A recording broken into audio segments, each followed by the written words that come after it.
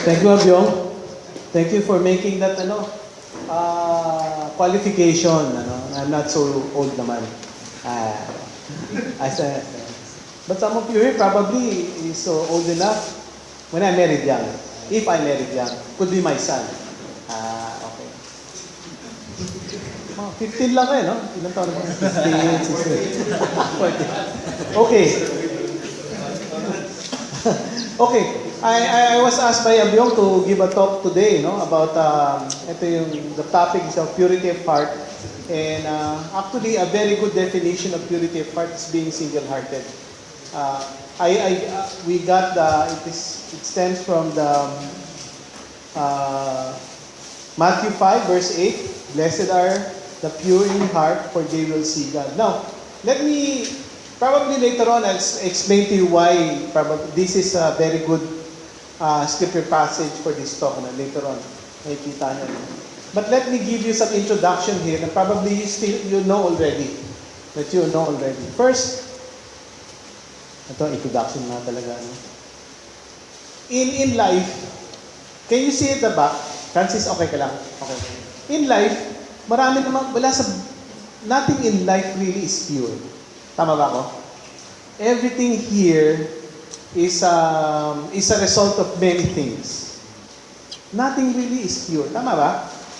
Water, the rivers, the physical things. Like for example, the plants na nakikita mo dyan, that's not pure plant. It came from something else. Tama ba? Diba? Nothing, for example, you're not pure, Glenn. You are a combination of probably Nora and Tirso. Inisip ko lang. Sorry. Inisip lang. Nanay, tatay mo, kunwari, si Nora and Tirso. You're not pure. No? Us, we're not pure. In fact, even the symbolic things in life, like the church, it's not pure because it's an organization of men as well, di ba?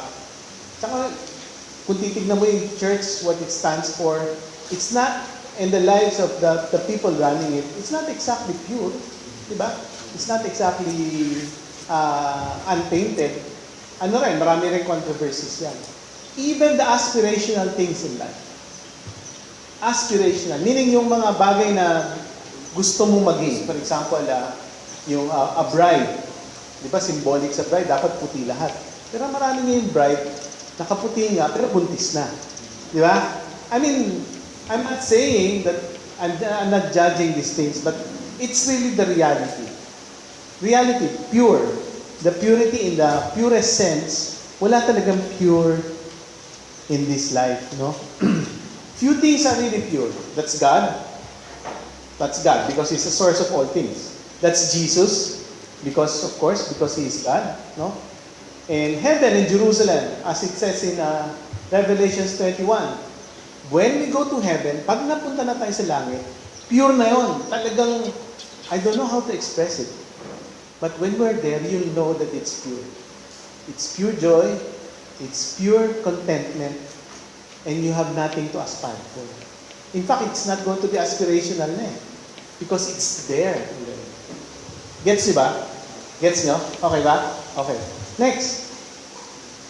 The opposite of purity is defilement. Pag isang bagay, hindi siya what it claims to be, nade-defile siya. Tama ba? Yun ang definition natin Now, there's such a thing as defilement of the flesh. When you say in scriptures, when flesh is defiled, it's actually the act, the sin that happens. For example, when you do sexual acts, for example, yung fornication, premarital sex, yung masturbation, any form of sex in all its form is really a defilement of the flesh. Kasi nilalaro mo yung katawan mo at yung katawan ng isa, ng babae, buti kung babae, mamaya lalaki pa. Gano'n, And really, during this time, it is something that we can really see that is a defilement of sex, of the flesh, Of course, what you do with your body, like drugs, drunkenness, it's a defilement of the flesh. Pero marami akong mga kaibigan sa opisina, syempre, trabaho kasi it's not an ideal case, pero mga kasama ko doon, talagang naninigarilyo. Even one claims to be a churchgoer. Hindi naman Katoliko, pero churchgoer siya. Diba? Yossi na Yossi. Sabi ko sa kanya, you always, you always, say something about scriptures. You say something about what you do, and that is found in scriptures. But what about you smoking? It's not in scriptures that na hindi ka pwede mag-nigarilyo. Of course, hindi expat eh. Look at Corinthians. God said, your body is a temple of the Holy Spirit. If you destroy your body, I will destroy you. Nagalit sa akin. Actually, it's defilement of the body. Diba? It's a defilement of the body. Now, I think those are things na pwede natin kita. Pero a big area for us is really talagang ang focus ng talk na to is the defilement of the heart. Okay ba to? Hello? Ayun, mas maganda yung sound. Ang mas malaking area, mas focus natin ngayon is the defilement of the heart. When you say the heart, I think you know already the definition of that. It's your will. It's the thing that you aspire for. It's the thing that dictates what you do. No? Kung ano yung nasa isip mo. It's the defilement of the heart. Now, that's my focus. Above all else, sabi nga sa Proverbs 4 verse 23, this is where scriptures really focuses on. This is where also Jesus focuses on. It's the heart of men and women. No? Above all else, guard your heart, for it is the wellspring of life. Later on, I'll explain this to you. Let me talk about the defilement of the heart. Did you know that one of the, hindi naman greatest, no? Kundi one of the, dramatic example of defilement of the heart is David. Alam ba yung nangyari kay David, di ba? Nakita niya si Bathsheba last. Umpisa doon. Nakita niya, sino ba itong sexy ito? Namboso pa di ba? Nasa mataas siya, nakita niya, nalilito. So yun, nag-umpisa na siya doon. Dapat makasama niya to. Nabuntis. So anong next? Para naman hindi siya magkaroon ng investigation sa kanya, no? Ng Senado. What did he do? Ay, may asawa to. One of my best generals. Ang ginawa niya, para mawala na yung asawa niya, yung asawa niya is a war hero, pinapunta sa front of the war para doon mamatay. Murder. Di ba? So you have lust, adultery, of course, and murder. Siya yung, if you could see, the heart was defiled first. Nagnasa muna siya. Di ba? Doon nag-umpisa yung kasalanan niya. Okay. So what is purity of heart? Sabi nga ni Soren Kierkegaard, I don't know him, but I just saw him in one of the articles. He basically defines that purity of heart is to have one thought, and that thought is of God. No? Purity of heart. Purity of heart is to have one thought, and that thought be God. Hindi to be God, it's God Himself. Yun ang focus mo. Lahat ng gagawin mo, ano bang sasabihin ni Jesus sa akin dito? Yan. Gets nyo? Yun Yun ang focus niya. In Azalea, example is Azalea. Did you know, ito maganda example Did you know that you can do the right thing, but still, your heart will not be in the right place? Azalea, sabi nga dito, in 2 Chronicles 25 verse 2, he did what was right in the eyes of the Lord, but not wholeheartedly. Find out that story. It is possible even to do the right things and have the wrong heart for it. Bakit importante? Importante, the act is good, but mas importante, the intention of doing it. Importante yan. Okay. Next. In the early 1960s, Michelle Quist has a prayer book. And ito yung magandang sinabi niya Ito yung sa prayer book. Isa sa mga magandang, which typically embodies what our struggles are. Sabi niya dito, no? I've given you all, but it's hard, Lord. Sabi niya. It's hard to give one's body. It would like to give itself to others. It's hard to love everyone, but claim no one. No? It's hard to shake a hand and not want to retain it. It's hard to inspire affection only to give it to you. It's hard to be nothing to oneself in order to be everything to others. It's hard to be like others, among others, but to be other. Meaning, to be other, meaning to be not asking from you. Okay, it's hard always to give without trying to receive. It's hard to seek others and be oneself unsought. Meaning, napakahirap to help other people, to love other people, and not wanting to be loved in return. Di ba?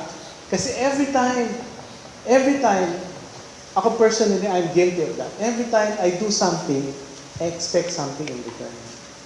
Hindi naman expect na talagang in my mind, Pero somehow, if it doesn't happen, sasama ang loob ko. Gets nyo? Now, one time, may tinutulungan akong kasama sa community. Tinutulungan ko financially. Tinitignan ko, tinetesting ko yung sarili ko na at that time, kasi financially tutulungan ko, nag-sharing yung tao. Nag-sharing in front of everybody. Tapos, sinabi niya, pinasalamatan niya yung tumulong sa kanya. And I was not mentioned. Yan, sabi ko sa sarili ko, it's good that I was not mentioned because at least only God knows. On the other hand, why did I feel bad? Why did I feel bad when my name was not mentioned? It simply means I still have something in my heart that is not saved, that is not pure. Gets nyo? Even the good things that you do sometimes can have the wrong intentions. Okay. Now, how may we have a pure heart? First, desire it. Dapat gustuhin mo. Tama ba? Gustuhin mo yun. Na magkaroon ka ng pure heart. No? We must ask for it. Like David, sabi niya sa Psalms, "Search me, O God, and know my heart. Test me and know my anxious thoughts. See if there is any offensive way in me and lead me into the way of everlasting." Seek it. Dapat gustuhin mo yun. Hindi ka nandito sa lingkod dahil sa sisters. Okay ba yun? Hindi ka dahil nandito sa lingkod dahil dito you're recognized. No? At marami kang makakaibigan. Hindi ka dahil nandito sa lingkod dahil ang kulit-kulit ni Abyong. No. Nandito ka sa lingkod because gusto mo makasama si Lord. Dahil dito ka tinatawag ni Lord. Pag hindi yun ang motive mo, brothers, mahihirapan ka lang, umalis ka na lang. No? You have to examine yourself. Kung dito kasi nandito ka dahil sa maganda yung fellowship at masaya parati, at pag nawala yun, malamang wala ka na rin, mabuti maaga pa lang, umalis ka na lang. Kasi baka ma-disappoint ka. Hindi ikaw ang superstar dito, kapatid. Hindi ikaw ang siga dito. Si Lord ang siga dito. Kung anong gusto niya. Get my point? Desire a pure heart. Desire a pure heart. Okay. Another step towards having a pure heart is repentance. Christians are called to a new birth, meaning pagbabago. No? It's a next step of having a pure heart. Repent if you have things in your life that you need to repent. As Jesus gave Himself for us to redeem us from all wickedness and to purify for Himself a people that are His very own, eager to do what is good. In fact, nakikita ko, repentance is not something that you do one time in your life. It's something that you do on a regular basis because you have certain things in your life that are not pure. Tama ba? It's something that you do almost regularly, almost every day in your life if it's not pure. It's a process of weeding out. Yung aalisin mo talaga sa buhay mo. Aalisin mo. No? Aalisin mo. As Aristotle wrote, it seems to say the obvious, something can't be light and dark at the same time. Hindi pwede, sa pagiging kasama tayo sa lingkod, magkakasama tayo magkakapatid as brothers, hindi pwede na a-attend ka ng lingkod, magpe-prayer time ka, pupunta kang fellowship, tapos may girlfriend kang araw-araw mong binabahay. Hindi pwede yun. Di ba? Hindi pwede na pupunta ka sa retreat ngayon dahil masaya, inspirational, may iyak pa, no? Marami ka pa mga kasama, sisikat ka dahil tatawanan ka ng tatawanan. Pagdating mo sa bahay, mumurahin mo lang yung kapatid mo. Gets nyo? Hindi pwede yun. Hindi pwede yun. Hindi pwede na halimbawa, tawag nito, hindi pwede na a-attend ka ng lingkod action group o men's group, tapos magdadasal kayo, magba-Bible study kayo. Pagdating mo sa kalye, merong kinat ka, mumurahin mo. Gets nyo? It has to be weeded out. Something has to give. Hindi pwede magkasama yon. Siguro sa atin, sometimes it comes out, but then the intention should be, it should be weeded out. Klaro ba, mga kapatid? Klaro yun di ba? Ganun lang naman yun Ganun lang kasimple. It should be weeded out. As Henry Lewis used to say, we want to be great saints, but we also don't want to miss out on all the sensations that sinners experience. Tama? Tama, di ba? And so our lives aren't simple. Tama ba? Di ba? Ang hirap-hirap maging single man na marami kang perang excess, tapos hindi gagastusin yon sa mga ginagawa ng kaopisina mo. Minsan-minsan lang naman ako pumunta dyan Di ba? Minsan lang naman yan. Pagbibigyan ko lang sa nakikisama lang naman ako. Minsan lang akong malasing. Pagbigyan mo na ako. All the rest of the year, pupunta ako sa lingkod. Dahil lang ako susuka. Tama ba? Ngayon lang ako susuka. Ngayon lang ako sasama sa kanila. Ganon, ano? Yun. Ganon lang. Okay, repentance. There was a time, ito, something that I really had to repent. Uy, nawala. Ayan. Meron ako yung pinagalitan na isang subordinate sa opisina namin. Pinagalitan ko kasi mali yung ginawa. Medyo nagsinungaling siya. No? Okay lang, ginawa ko yun. Tapos na. Kinorek niya, inayos niya. Little did I know, na sa Facebook may chat room yan. Mga simple lang, mga kaopisina. No? Chat, nag-chat sila lang. Lumabas ang pangalan ko. Lumabas ang pangalan ko sa chat room. Hindi ako kasama sa chat yan. At saka paano sabihin yan? Inalipusta ako. In other words, maraming sinabi sa akin, hindi naman totoo, pero talagang pinaglaruan yung pangalan ko. No, dalawa sila, pinaglaruan yung pangalan ko. Alam mo, tapos paano ko nakita yun? Siyempre sa lahat ng gubat may ahas. Ako yung boss may ahas. Pinadala sa akin yung screenshot. Kita ko, ano? Huli, no?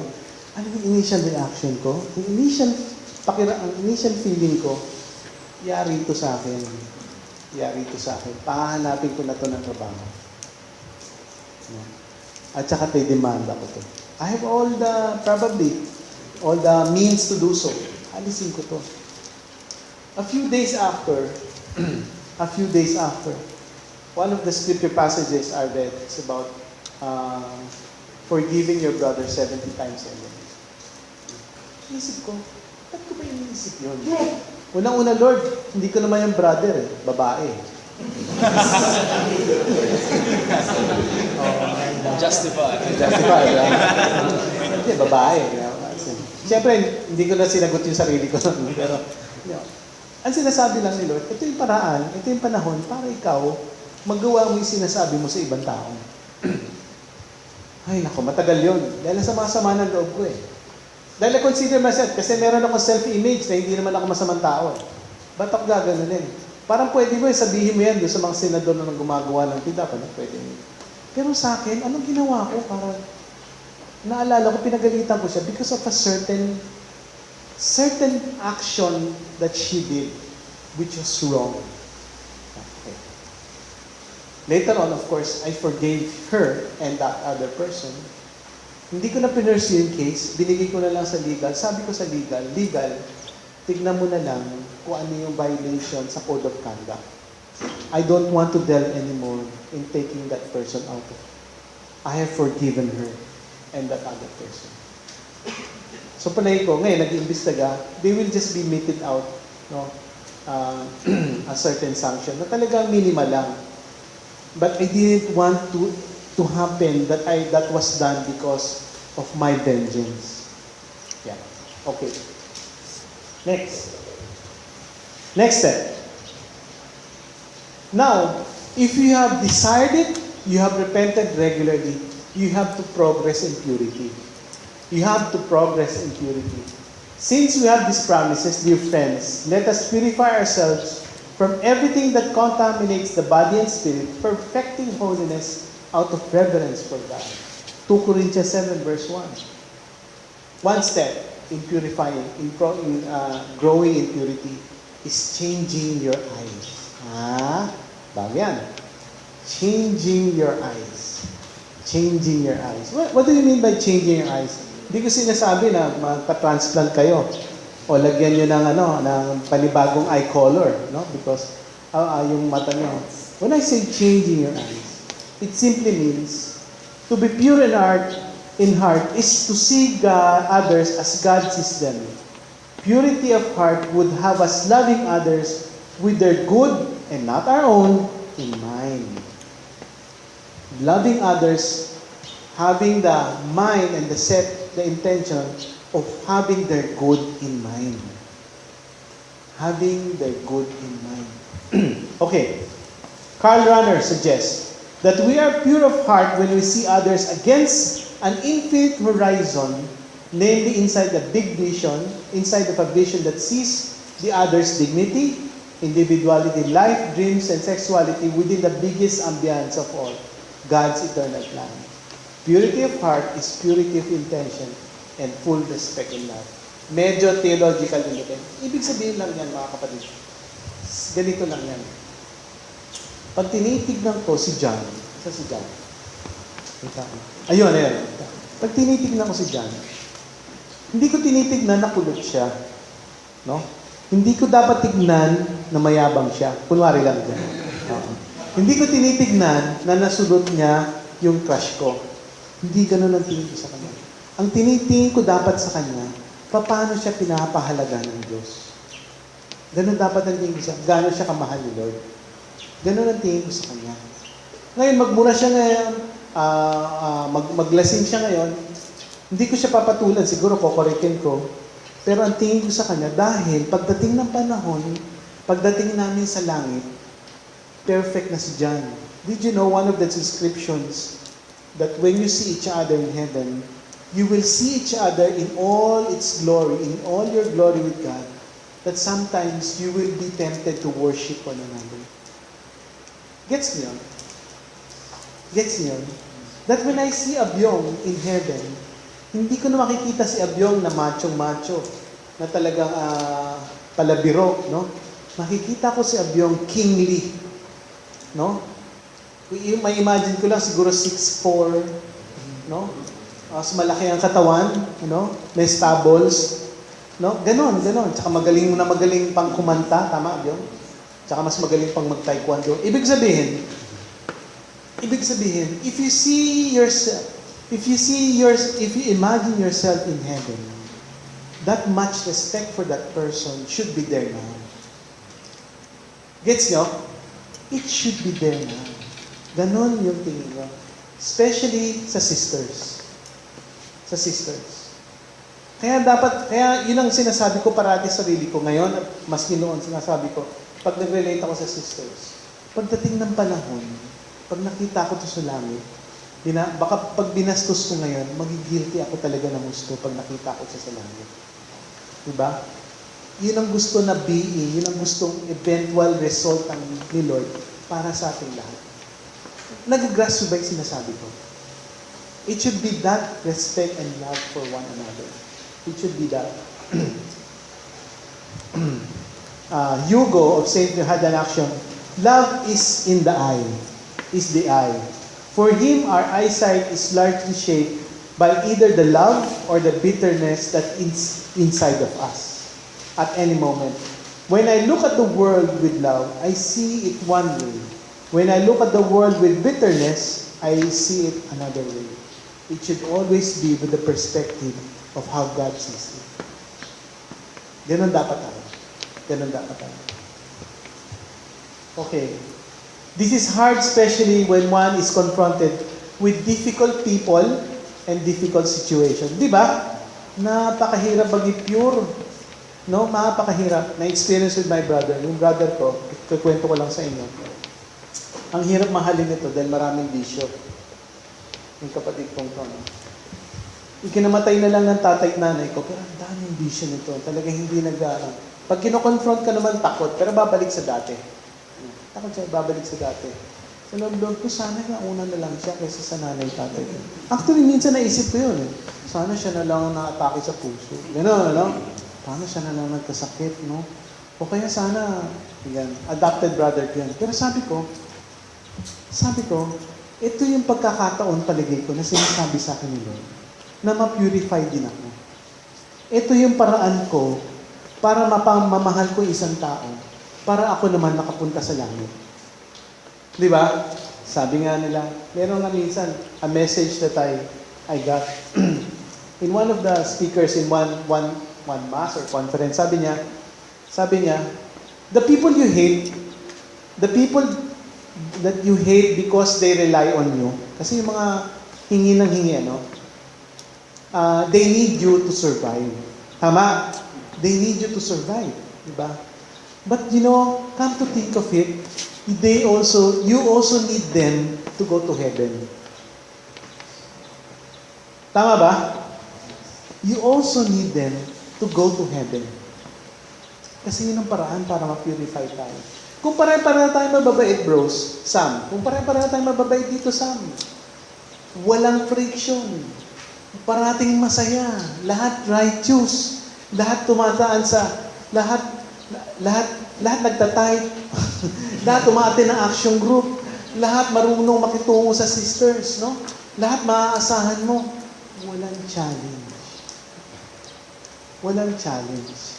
We will not go to heaven. We will not go to heaven because we're not harnessed and refined yet. So, because the way to heaven probably, of course, is the way Jesus did. You have to confront certain people, their weaknesses. Tatanggapin mo rin yan para makasama mo ang Diyos sa langit. Ganun talaga eh. Ganun talaga po. Diba? Boring kung pare-pareho tayo mababait. Imagine kung pare-pareho tayo mabait. Wala ka challenge. Ano ba yun? Ano ba yun? Wala ka challenge tayo. But when we have certain brothers or sisters that are hard to love, yun ang magandang challenge. Sabi ko sa sarili ko, nung narinig yung mga talk na ganito, sa'yo na lang yan. Sige, supportahan kita. Ayoko. Until it happens, na ako naman yung masaktan. Yan, Meron mga brothers na talaga nung araw, naalala ko, iniiwasan talaga namin. Meron talaga mga brothers and sisters na iniiwasan namin. Kasi either mayabang, dalawa lang naman yan eh. Pag yung brothers, iiwasan mo. Ako, sa experience ko, dalawa lang naman iniiwasan kong brothers. Unang-una, mayabang. Yung talaga sila parating bida. No? Sila parating bida, sila dapat ang mas maganda yung joke, sila parati yung mas nauna sa isang bagay, unang nakapanood ng sine, unang nakapunta sa lugar na mayabang. Talaga, yun ang talagang hate na hate ko, no? Pero secretly lang yun. Ay, ang galing niya. Sa loob ko, sana madapa. Yan, no? Isa lang yan. Pangalawa kong ayaw kong brother is yung ang tawag nito, utos ng utos. Alam mo yun? May mga brothers na gano'n eh. Yung utos ng utos. Ikaw nga gumawa nito. Kunin mo to. Ikaw Isban, ikaw na mag-ayos dito, ha? Ganon. Sabi ko, napakayabang. Ganon pa rin, mayabang pa rin. Pero may mga brothers na talagang ganun lang talaga, bossy. Bossy. Hate. Parang iniiwasan ko talaga yung mga yun. Na talagang kung pwede, meron pagkakataon na hindi ko mabate, sana hindi ko na mabate. Sana nga hindi ako kilala para hindi ako mabate.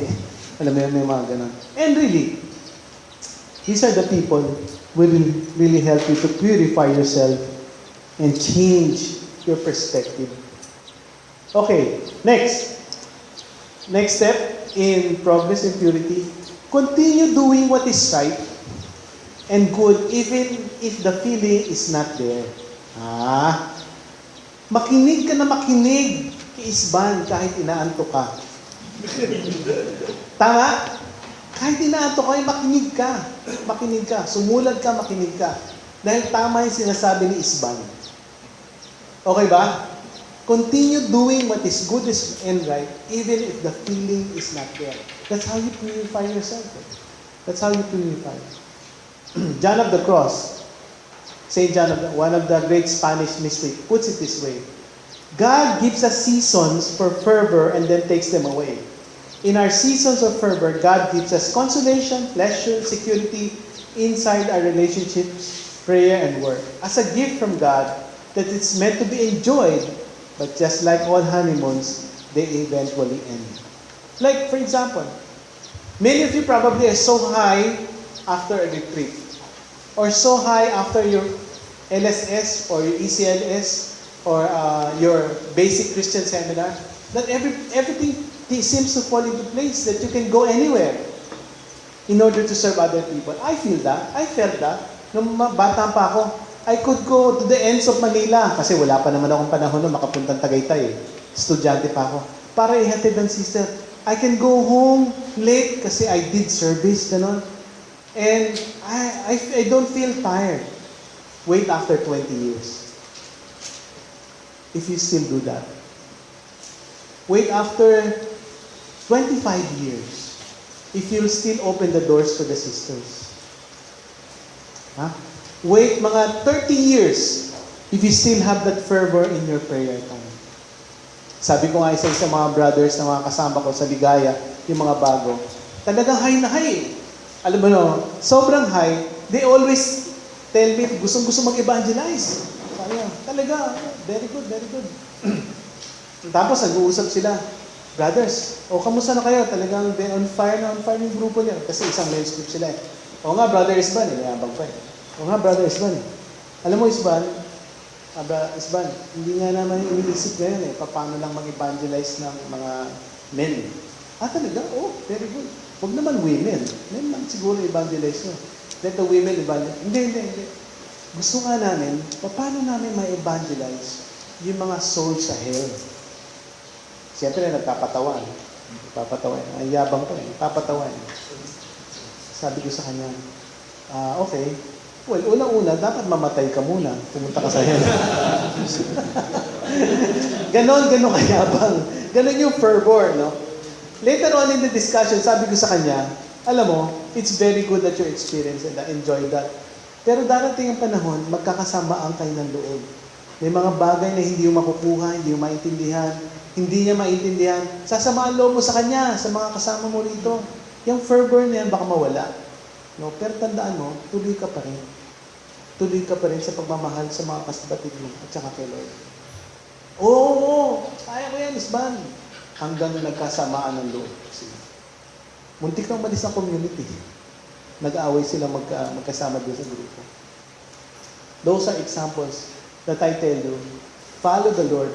Do what is good even if the feeling is not there. Now, why? Bakit na lang, Isban? Bakit hindi na lang yung feeling na yun will last forever? Simple question, simple answer. The simplest answer there is that if your feeling and fervor continues, you will be in love with the fervor and not with God. Tama ba?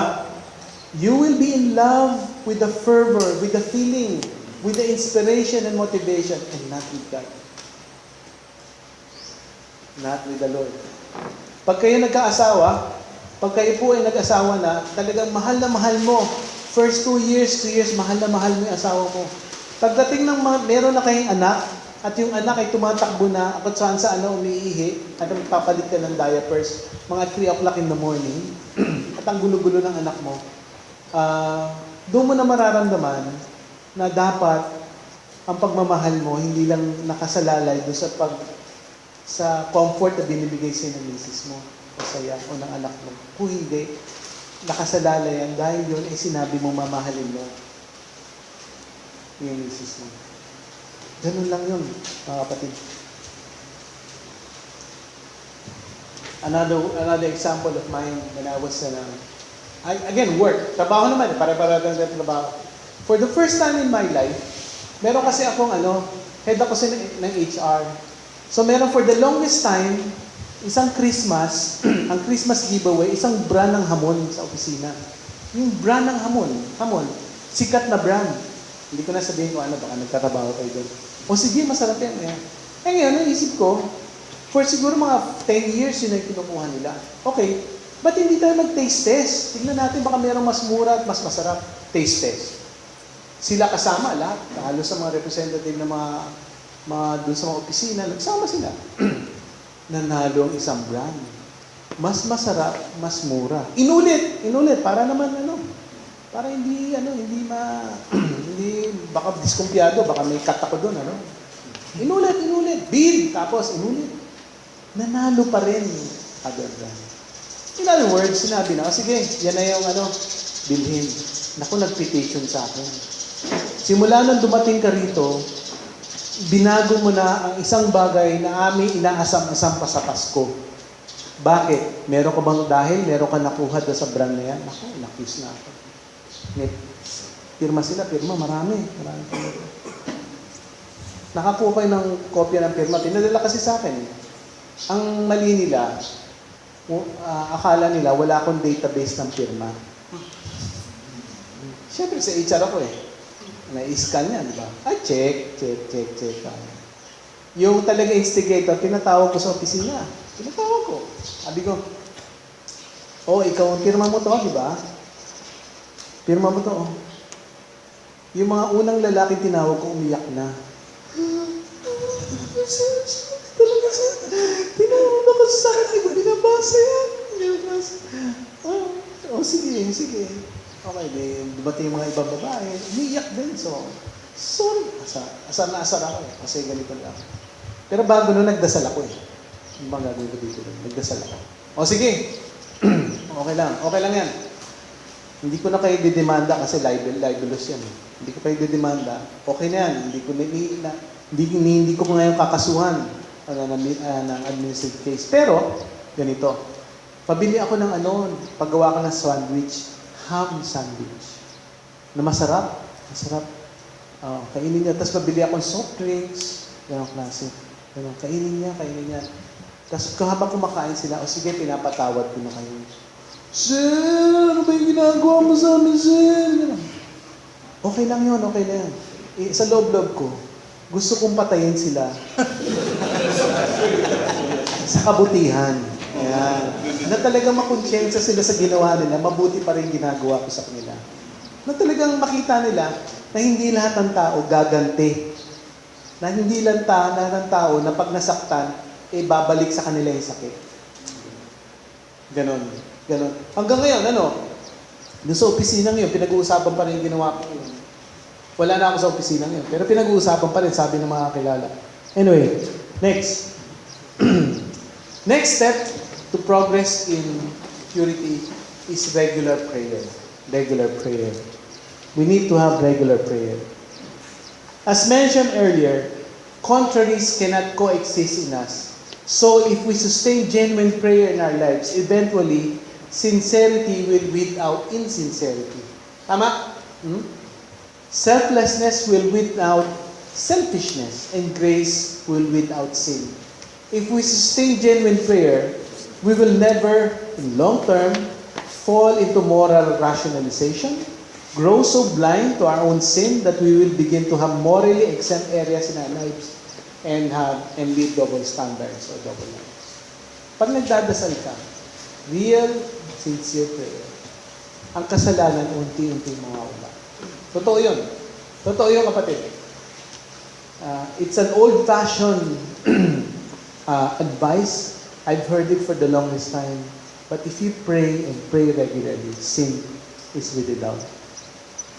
Because what prayer brings out in our lives, a genuine presence of God.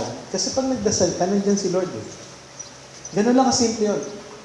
Pag nagdasal tayo mga kapatid, nandiyan si Lord. Kahit ano mangyari. Kahit hindi mo nararamdaman yung nandiyan si Lord. Will not peacefully coexist with selfishness, sin and rationalization, self-delusion and hypocrisy. Simply put, at some point in our lives, we will either stop praying or stop our bad behavior. Dalawa lang yan. Pag nahuminto ka mag-pray, babalik ka sa dati. Pag nag-pray ka naman, babago ang buhay mo. Yun lang yun. We won't be able to live with both. One time, I was, pinagdadasal ko nga yung something about yung acquiring a land. Yung sabi ko sa misis ko, ay, maganda to, mura, ganun. Pero bago natin bilhin pagdasal natin, baka maging bad decision yan. Hindi ko sigurado kasi all the good elements is there. Mura, maganda yung location, yan. Pang-retirement, ganun. Sa edad ko kasi mag-iisip ka ng retirement, ganun. Okay, ganun, okay. Pero pagdasal, magsimba muna tayo pagdasal. Later on, tama ako. Nag-agree kami nung seller, bibiling kong ganitong amount, pero sabi ko, Lord, kung gusto matuloy, give us a sign, ituloy na. Kung hindi, give us a sign as well, nagsimba kami. Tama. Pagtawag ng pag-uwi ko sa bahay, coming from the church, tumawag yung seller. Ayaw ko na ibenta sa'yo. Gusto ko dagdagan mo ng ganitong amount. Malaking amount. Hindi na ako sumagot. After a few days, sige, bababaan ko na ganitong amount na lang dadagdag ko. Hindi din ako sumagot. After a week, sige, bibenta ko na ng yung pag-in-agree natin. Hindi ko na sinagot.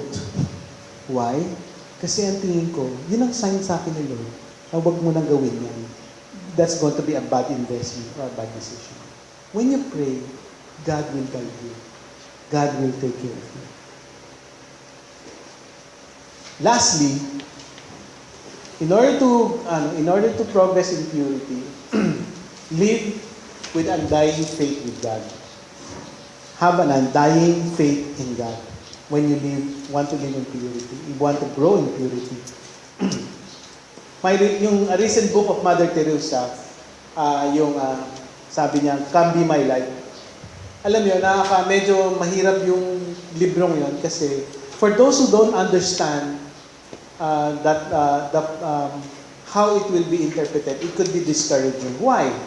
Because the book describes Mother Teresa's experience for the last 50 years ng buhay niya para hindi niya naramdaman si Lord. Did you know that? In that book, it describes that she did not feel God for the last 50 years of her life. But, ito yung maganda, she continued on doing good and helping other people. In fact, ito nga masakit sabi ng isang critic, she was no more exempt from the realization that religion is a human fabrication. Trinitik na Tingnan mo, wala namang God Yung talagang living state na sinasabi nyo, tingnan nyo ang experience, ang hirap-hirap ng buhay. Hindi naman niya naramdaman si Lord.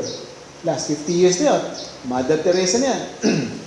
Sabi ng critic, sabi niya ganyan, than any other person, that her attempted cure was more and more professions of faith could only have deepened the pit that she dug for herself. Criticize siya. Criticize yung libro, criticize ang Christianity, criticize si Mother Teresa. Simply put, wala naman pala si Lord Ito magandang explanation. Sinabi niya. Ito yung sabi ni Rodroll Heiser, a very good Christian writer. Sabi niya, what Mother Teresa underwent is called a dark night of the soul. This is what Jesus suffered on the cross when He cried out, my God, why have you forsaken me? At that moment, he felt exactly what Mother Teresa felt so acutely. For more than 50 years, namely, that sense that God is absent. But of God, a presence which precisely because it goes beyond feeling and imagination. can only be felt as an emptiness, nothingness, absence, and non-existence. What does it say?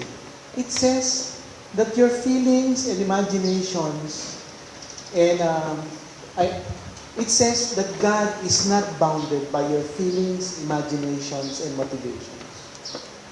Hindi siya bounded yan. Kahit hindi mo nararamdaman si Lord, Lord pa rin siya. Kahit hindi mo na-experience yung miracles niya o yung fervor mo nung araw, Jesus pa rin siya. It is beyond that. That is where your faith is tested. That if you still love the Lord, follow Him, even if the circumstances are hard, then that's living in faith. That's where you purify yourself. Gets nyo mga kapatid? Gets ba? Example ni Henry Newell, sabi niya, nung mamamatay na yung nanay niya, sabi niya, akala ko, makikita ko rito, pag namatay yung nanay ko, talagang peaceful yung kanyang death. Hindi. Sabi niya, yung namatay yung nanay ko, Henry Newell, another good Christian writer, sabi niya, nung mamamatay na yung nanay ko, akala ko peaceful ang kanyang maging pagkamatay niya. Hindi gano'n na nangyari. May seizures, may doubt yung nanay niya, may hirap yung nanay niya, hanggang sa namatay siyang talagang takot na takot kung anong mangyayari sa kanya. Ganun talaga eh. And probably most of us will experience that. No? Afraid of death. Jesus was afraid of dying. Ganun talaga ang buhay. But it doesn't change. It doesn't change the reality that God is still God. Tama? That God is still God. Okay. In the book by Jürgen Moltmann, he writes, our faith begins at the point where atheists suppose that it must end. Maganda yung sinabi niya. Our faith, Christian faith, begins at the point where atheists suppose that it must end. Our faith begins with the bleakness and power which is the night of the cross, abandonment, temptation, and doubt about everything that exists. Our faith must be born where it is abandoned by all tangible reality. It must be born of nothingness. It must taste this nothingness and be given it to taste in a way no philosophy of nihilism can imagine. Sinasabi niya rito, mga kapatid, kaya may faith eh. Tama? Kaya may faith. Kaya tinatawag natin faith. Kasi kung nararamdaman mo at nalalasahan mo, hindi yan faith. Nalalasahan mo eh. Di ba? Nalalasahan mo eh. Nararamdaman mo eh. No motivation. There's really no need for you to exert an effort or to rely on the Lord. But because it is because you believe in the Lord, even if it is not, you do not feel like doing it. Yung movie Heaven is for Real. Tuwan-tuwa ako doon sa movie. Have you seen that movie? Heaven is for Real. Isa sa mga realizations ko doon. The pastor was going through a lot of self-doubt. No? The church was going through a lot of self-doubt. Pero sabi nila, pero maganda doon sa pastor. He continued doing good. He continued on being a pastor. He continued on loving his family. Pero may doubt siya. Until his son died. Hindi naman died, was brought to the emergency room because of appendicitis. Inoperahan. The son experienced an out-of-body experience. Nakita niya na yung habang inoperahan siya, umiiyak yung nanay niya. Tapos nakita niya yung tatay niya, sinisisi si Lord. Tapos pumunta siya sa langit, nakita niya si Jesus. Tapos nakita niya yung kapatid niyang hindi na ipanganak. At saka yung lolo niyang hindi niya nakita. Long and short of it. Noong mga panahon yun ang kwento, doon nag-resolve yung kwento. But in the end, ang medyo very touching sa akin doon, yung kitang-kita ko, sinabi niya sa nanay niya, sinabi niya sa nanay niya, nanay, nakita yung kapatid ko na hindi mo na ipanganak. Anong pangalan niya? Wala siyang pangalan eh. Kasi, ba't wala nga siyang pangalan? Tinanong niya namin. Oo, kasi nga, dugo pa siya na lumabas sa akin. Tapos, pinakita sa kanya yung ng tatay niya yung mga pictures ng lolo niya ng bata pa. Hindi yan. May salamin yan eh. Sa langit, walang salamin ng mga tao. Nakita niya yung salamin, yung picture ng lolo niya nung walang salamin. Oh, yan. Yan yung lolo ko. Medyo skeptical pa rin yung mga tao. In the end, ang ending ng story, it was a very encouraging story. How does Jesus look? Nagda-down na yung church-goer sa kanya. Kamukha, anong itsura ni Jesus? Pinakita ng tatay niya yung mga traditional pictures of Jesus. Hindi yan. Until another girl who had the same experience painted Jesus. Napakita niya sa internet. Sabi ng anak niya, oh, that's him. That's him. Sabi ko doon sa sarili ko, ito yung mga pagkakataon probably na masasabi ko, God encourages us to keep on our faith, to keep on loving Him, even if we don't feel like doing it. That is how we grow in purity. It says, God desires that we keep our hearts and minds fixed upon Him, upon that which is pure. Okay, mga kapatid? Good. Okay.